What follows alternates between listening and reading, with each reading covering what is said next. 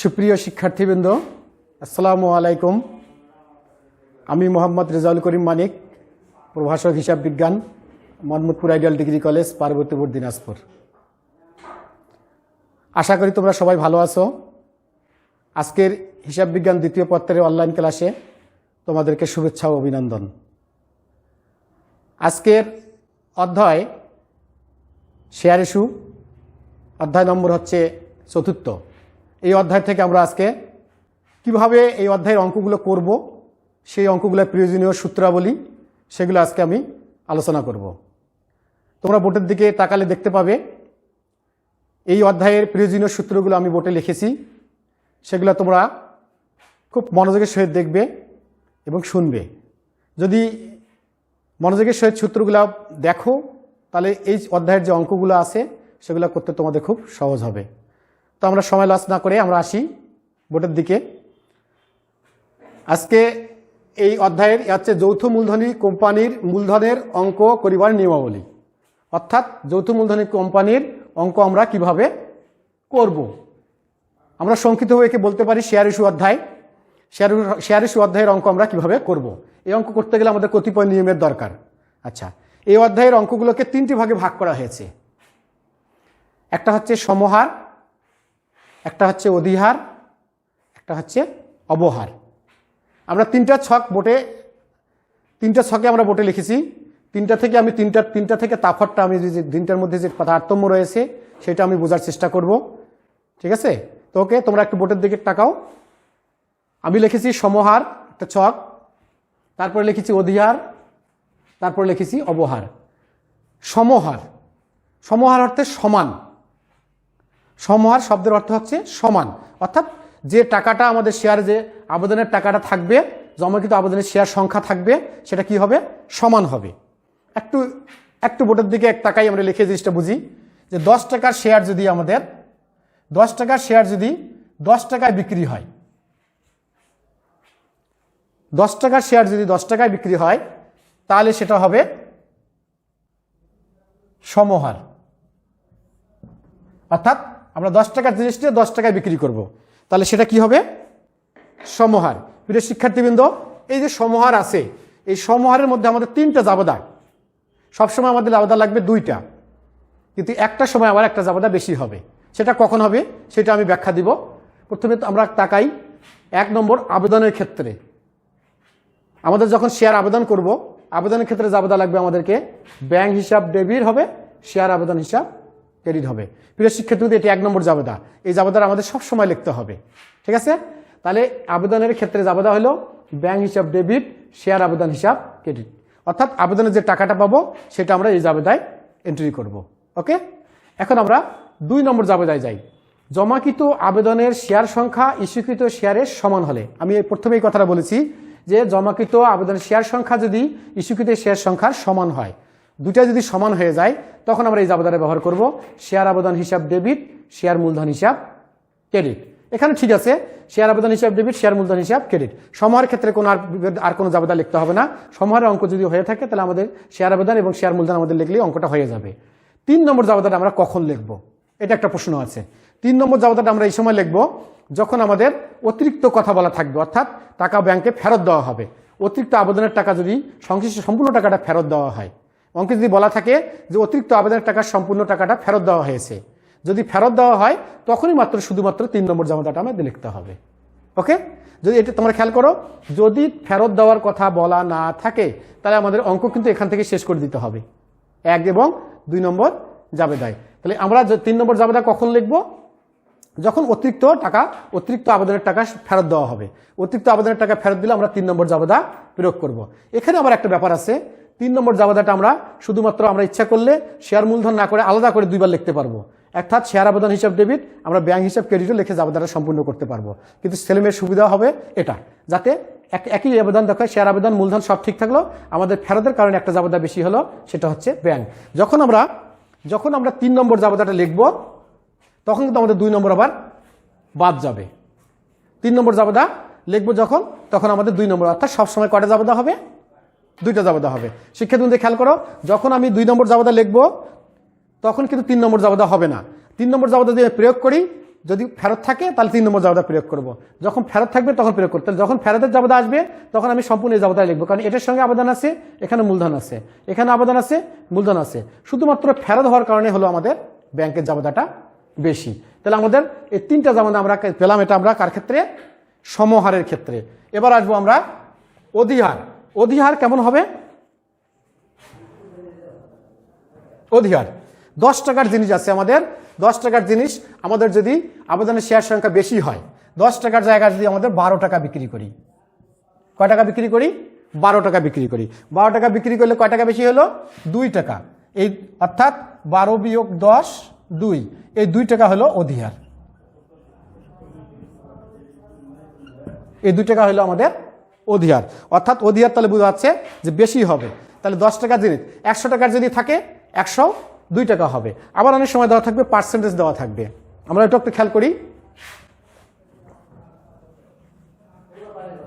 Percentage দেওয়া থাকবে, দেখা যাচ্ছে 100 টাকা দেওয়া আছে শেয়ার সংখ্যা, এর পাশে বলছে আবার যে 10% অধিহার। তাহলে 10% অধিহার কাটলে কত হবে? 100 টাকার 10% হলে কত হবে? 10 টাকা। তাহলে মোট হলো 110 টাকা। 110 টাকা কীভাবে হলো? 100 যোগ 10, আমরা অঙ্ক করতে গেলে বুঝতে পারবো। তাহলে 100 কত হলো? 10 টাকা। অর্থাৎ অধিহারটা আমাদের পার্সেন্টেজ কাটেও বের করতে পারি। ঠিক আছে, তাহলে আমরা অধিহারের ইয়াতে আসি একটু। অধিহার অর্থ অধিহার আমরা বুঝবো স্বাভাবিকভাবে, অধিহার মানে হচ্ছে বেশি হতে হবে, বেশি। তাহলে প্রথম জাবেদাটা দেখো, এখানে আবেদনের ক্ষেত্রে যা জাবেদা আছে এখানে আবেদনের ক্ষেত্রে একই জাবেদা আছে, কোনো চেঞ্জ নাই। চেঞ্জ হচ্ছে এখানে জমাকৃত আবেদনের শেয়ার সংখ্যা ইস্যুকৃত শেয়ারের যদি বেশি হয়ে থাকে তাহলে আমরা তো অধিহার বুঝে গেলাম। এখন অধিহারের ক্ষেত্রে দেখো ডিফারেন্সটা দেখো, শেয়ার আবেদন হিসাব ডেবিট, শেয়ার মূলধন হিসাব ক্রেডিট, একটা জাবেদা ভিতরে ঢুকে গেল। এখানে কয়টা জাবেদা ঢুকলো? একটা। আমরা এক্সট্রা চিহ্ন ব্যবহার করি অতিরিক্ত জাবেদাটাতে, এই জাবেদাটা আমাদের বেশি হয়ে গেল। কেন বেশি হলো? কারণ এটা একটা অধিহারের অঙ্ক। প্রিয় শিক্ষার্থীবৃন্দ বুঝে গেছে? এখানে বিষয়টা বুঝো, ওই জাবেদা আর এই জাবেদার মধ্যে ডিফারেন্সটা হচ্ছে সমহার অধিহারের মধ্যে ডিফারেন্সটা একটাই, সেখানে হচ্ছে এই মূলধন হিসাব কি বলে তোমার অধিহার হিসাবটা এখানে ঢুকে গেল। কেন ঢুকলো? কারণ এটা একটা অধিহারের অঙ্ক। অধিহারের অঙ্ক হওয়ার কারণে অধিহার একটা জাবেদা আমাদের বেশি হলো। তাহলে এখান থেকে ডিফারেন্সটা হলো শুধু অধিহারের জায়গায়, অন্য কোনো জায়গায় নয়। এখন আমরা এই অধিহারের অঙ্কে যদি আমরা অতিরিক্ত কাজ করি, অতিরিক্ত আবেদনের টাকা সম্পূর্ণ টাকা ফেরত পাই, একই। এখানে দেখো অতিরিক্ত আবেদনের টাকা সম্পূর্ণ টাকা ফেরত দেওয়া আছে, এখানে অতিরিক্ত আবেদনের টাকা সম্পূর্ণ টাকা ফেরত দেওয়া আছে। যদি ফেরত হয় তাহলে জাবেদাটা কি দাঁড়াইলো? পূর্বে জাবেদা খেয়াল করি আমরা একটু, দেখো শেয়ার আবেদন হিসাব ডেবিট, শেয়ার মূলধন হিসাব ক্রেডিট, ব্যাংক হিসাব ক্রেডিট, ঢুকলো কোথায়? অধিহার।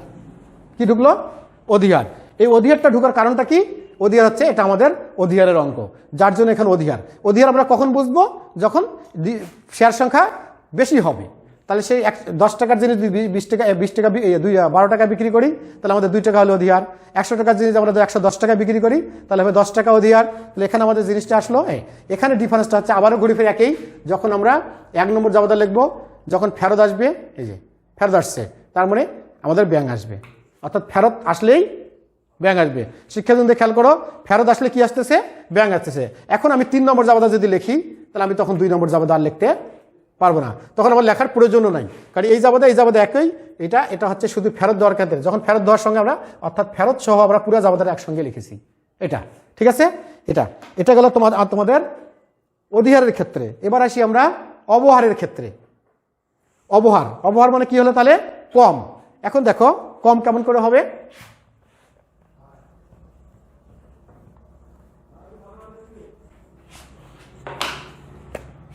10 টাকার জিনিস 2 টাকা কমে, তাহলে 10 বিয়োগ 2 8 টাকা। 8 টাকা হলো আমাদের মূলধন, আর 2 টাকা হলো অবহার। কম হলো এখানে, তাহলে এই কম যদি হয়ে থাকে তাহলে কম হলে আমরা ধরবো এটাকে কি ধরবো? অবহার। তা আমরা বুঝলাম যে জাবেদা দেখো 1 নম্বর জাবেদা সমহারে, 2 নম্বরে দেখো অধিহারে, 3 নম্বর দেখো অবহারে, একই রকম আছে, কোনো চেঞ্জ নাই। চেঞ্জটা কোথায়? 2 নম্বরে আসে চেঞ্জ হচ্ছে। এখানে সমহারের ক্ষেত্রে আমরা 2টা জাবেদা ব্যবহার করছি, অধিহারের ক্ষেত্রে আমরা দেখো 3টা জাবেদা ব্যবহার করছি, আর অবহারের ক্ষেত্রে আমরা 3টা জাবেদা ব্যবহার করব। অর্থাৎ অবহার একটা বেশি হবে। মূলধন তো আমাদের ওকে আছে আগে থেকেই। তো এখানে দেখো, আবার দেখো, তাহলে জমাকৃত আবেদনের শেয়ার সংখ্যা ইস্যুকৃত শেয়ার সংখ্যা কম হলে শেয়ার আবেদন হিসাব ডেবিট, শেয়ার অবহার হিসাব ডেবিট, শেয়ার মূলধন হিসাব ক্রেডিট। লক্ষণীয় বিষয় প্রিয় শিক্ষার্থীবৃন্দ, খেয়াল করো, এখানে কিন্তু অধিকার হয়েছে আমাদের ক্রেডিট, আর এখানে অবহার কি হলো? ডেবিট। ঠিক আছে, তাহলে দুইটা ডিফারেন্স, কারণ একটা সম্পদে পরিণত হয়, একটা হচ্ছে দায়ে পরিণত হবে। এখানে হচ্ছে বিষয়টা হচ্ছে, তাহলে অবহার আমাদের ডেবিট দিকে লিখতে হলো, আর অধিকার কি লিখতে হলো? অধিকার লিখতে হলো আমাদেরকে ক্রেডিট দিকে। তাহলে এখানে যে বেশি হলো সেটা কি বেশি হলো? কি বেশি হলো? অবহার বেশি হলো আজকে। ঠিক আছে, তাহলে অবহারের বেশি হলো, আবেদনের ক্ষেত্রে হলো, আবেদনের ক্ষেত্রে জাবেদা ঠিক থাকলো, জমাকৃত শেয়ার সংখ্যার ক্ষেত্রে শুধু অবহারটা বেশি হলো। এখানে তাহলে অধিকার বেশি হলো, এখানে অবহার বেশি হলো। প্রিয় শিক্ষার্থীবৃন্দ, 3 নম্বর জাবেদা আসি। আমি বারবারই কথা বলছি, সমাহারও বললাম, আমার অধিকারও বলছি যে 3 নম্বর জাবেদা আমরা কখন লিখবো? যদি ফেরত কথা বলা থাকে, যদি ফেরত দেওয়া থাকে, সম্পূর্ণ টাকা যদি দেখা থাকে, অতিরিক্ত আবেদনের সম্পূর্ণ টাকা ফেরত দেওয়া হলো, অর্থাৎ 1000 টাকা অতিরিক্ত, 1000 টাকা ফেরত দেওয়া হলো। এখন অতিরিক্তটা আমরা কি করে বুঝবো? এটা একটা কথা আমরা আলোচনা করি। অতিরিক্ত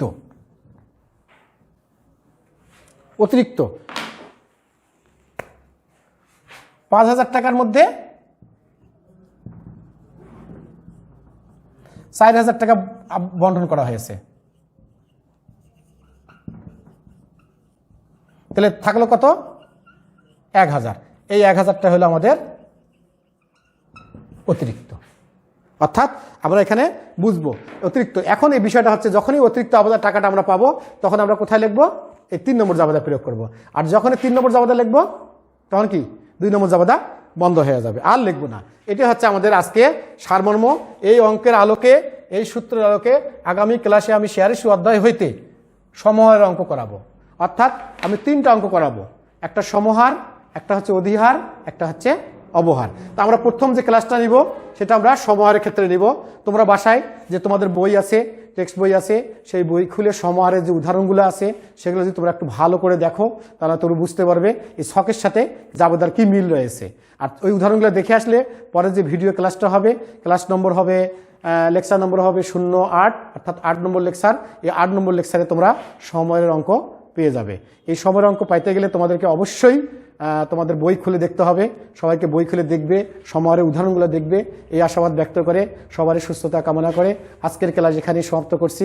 আসসালামু আলাইকুম রহমতুল্লাহ।